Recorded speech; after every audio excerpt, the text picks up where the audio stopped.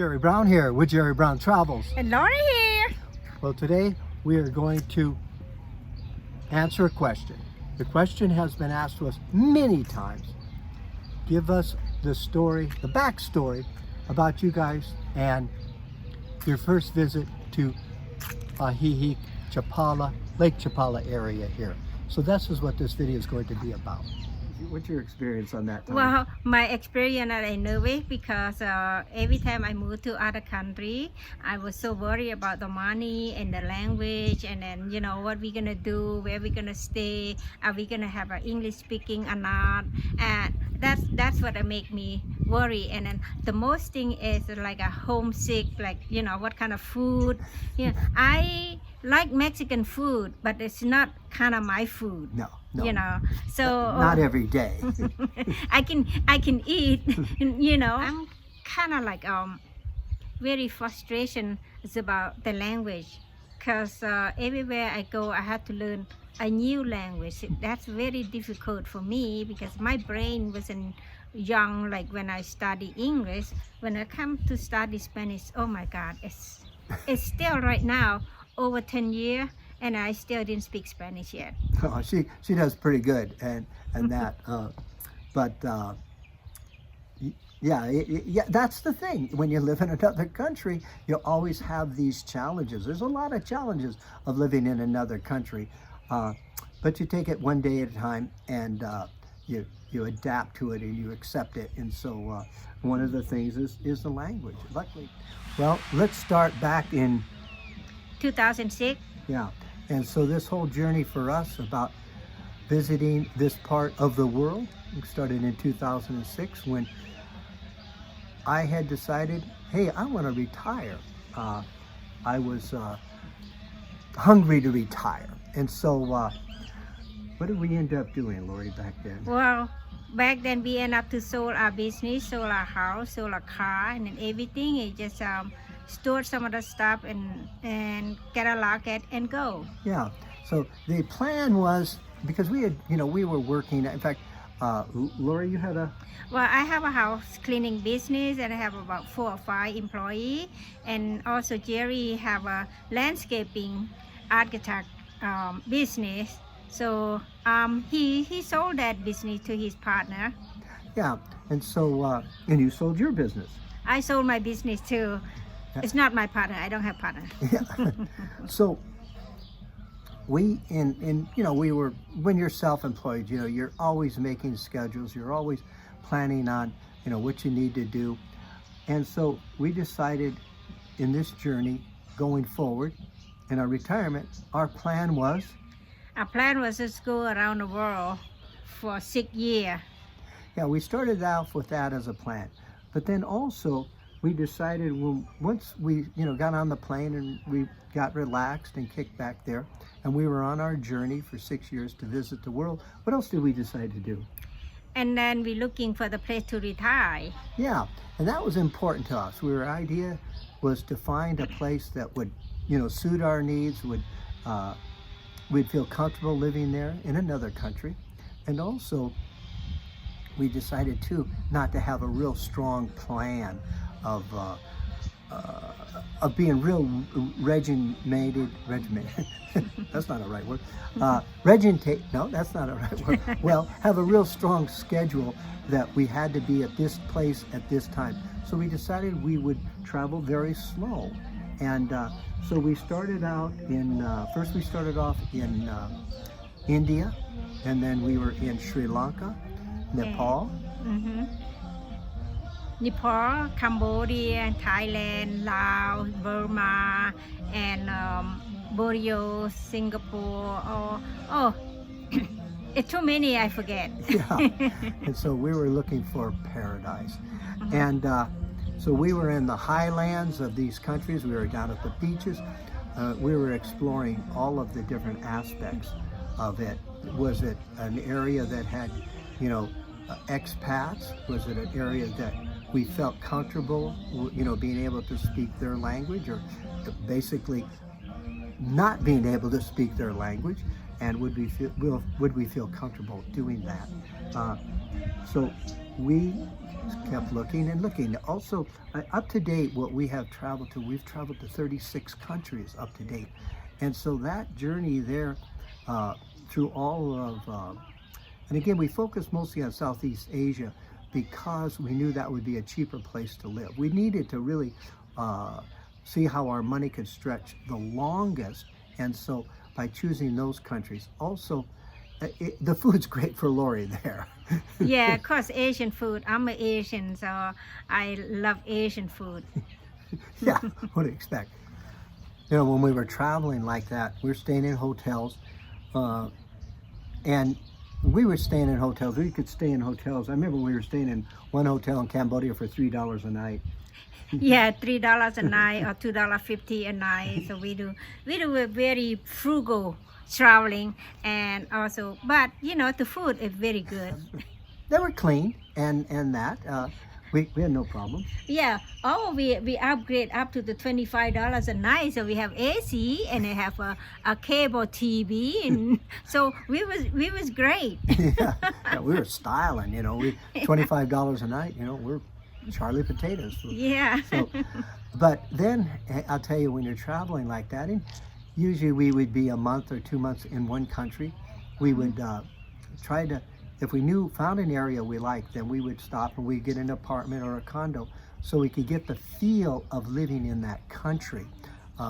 Knowing a lot of people think, oh man, that's a great lifestyle and stuff like that. And it is, but it gets tiring. It really does get tiring. And so every once in a while we would take a break. Now you have to remember, this is Southeast Asia, so your money goes a lot further. Well, we would then find a 5-star hotel. Yeah, and then stay there and relax, you know. We order the room service and all that, so we so relax, and especially, you know, 5-star hotel. We were so enjoyable. Yeah, and in those times too, we're not looking at it very expensive. For that quality of a facility, we're spending about $150 a night if we were staying in those places. Mm-hmm. And then we would stay 3 or 4 days, and then we got relaxed, and we really felt pampered, and you know, Lori got some massages and you know, relax on the beach. And so then we get back on the road again, and we go back to the $15 a night hotels, $25 a night hotels. Or $10 a night hotel. Yeah, so just really trying to conserve on that part of our travel. Okay, so then after doing that, we decided, after 4 years of doing that, we decided to come back to the United States and buy a motorhome. Yeah, we bought a motorhome, and then we do traveling in United States quite a bit, you know. We went to Florida and Oregon, Texas, Arizona, Yellowstone, etc. Well, basically, we lived in the motorhome for 1.5 years, and we, like Lori says, we were traveling. Mainly, we hit again. We did get like into Florida and Key West, but from probably New Mexico, Arizona, all the way up, and then we went west, and we hit all the national parks along there. Mm-hmm. We didn't take the motorhome into Alaska, but we did get into Alaska. But we really enjoyed that, huh? Yeah, we enjoy it so much, you know, the way we go. You know, we go slow, and we didn't drive long time. We drive from maybe 6 or 7 o'clock in the morning, and then about 3 o'clock we're looking for the place to park the motorhome and then rest. Yeah. Yeah. Sometimes we would maybe travel maybe as far as 50 miles, and we'd find another place, and we'd say, hey, let's check this out. So that was a lot of fun, and so we did that for 1.5 years. Then we decided, okay, let's come to Mexico.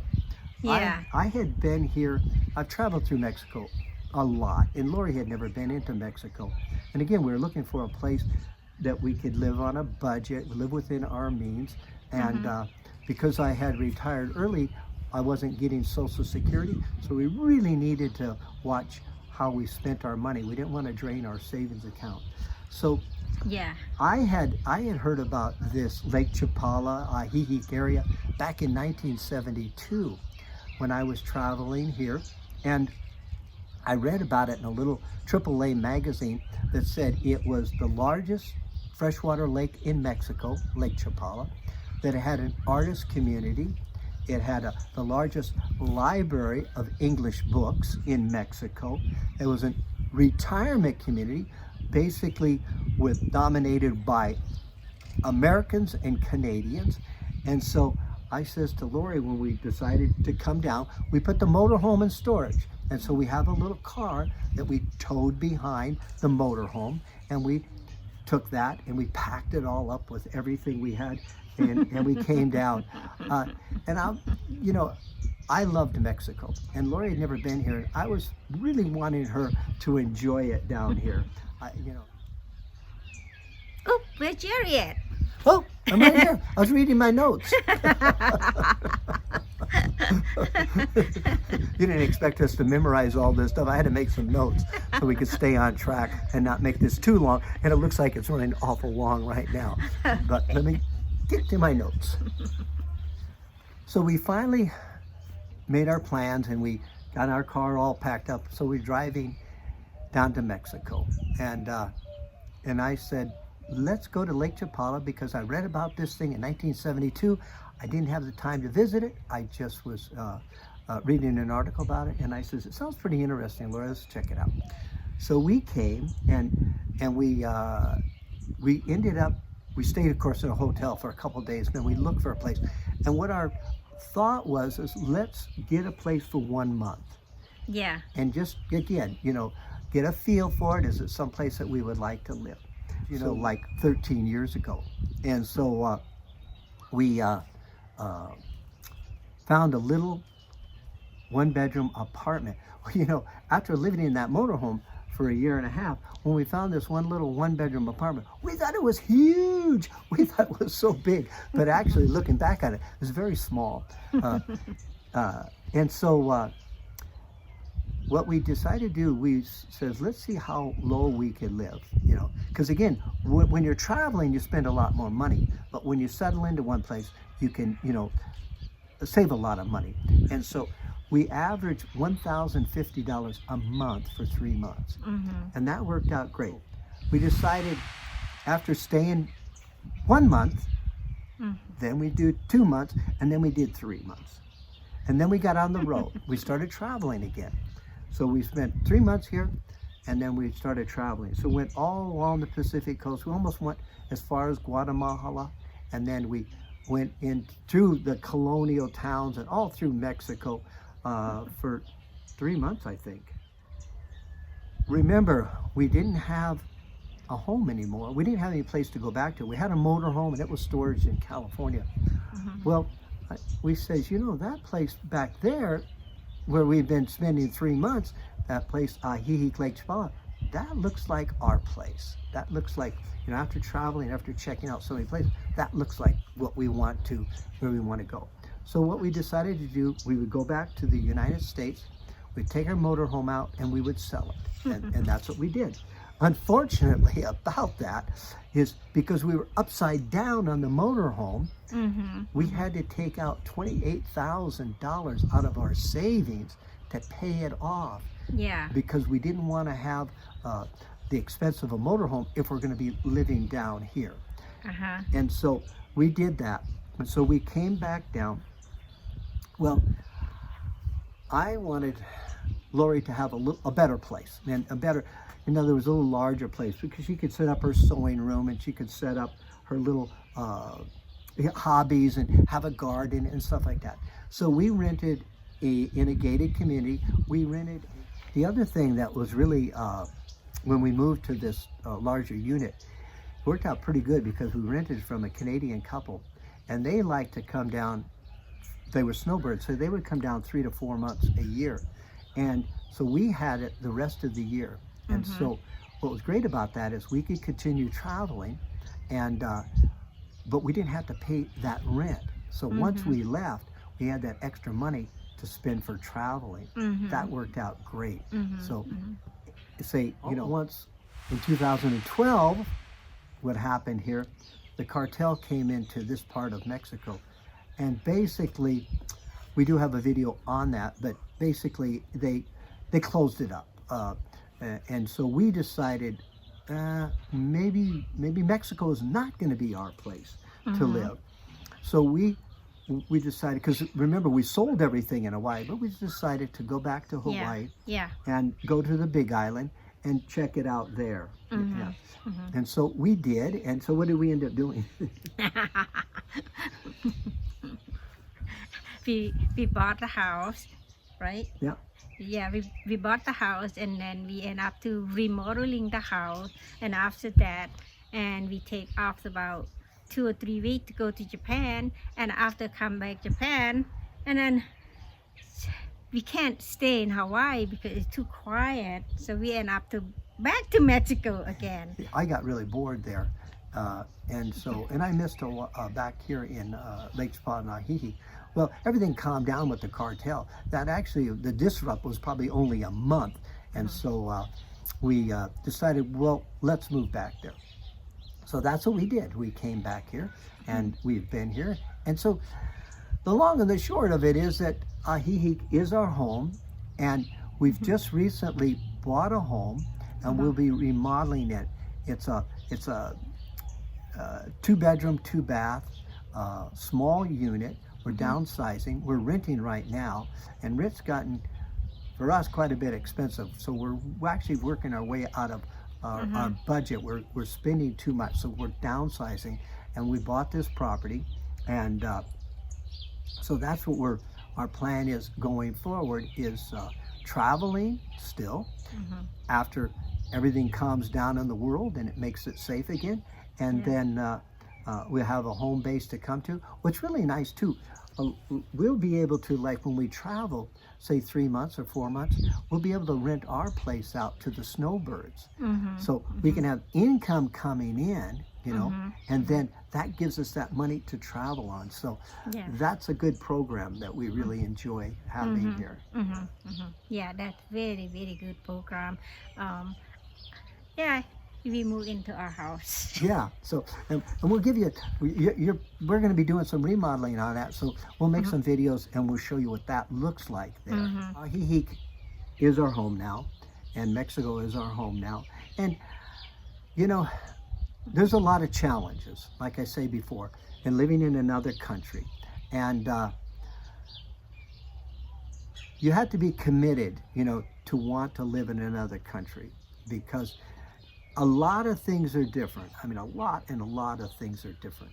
And so, but we've adapted, and we like I say, we even bought a house here.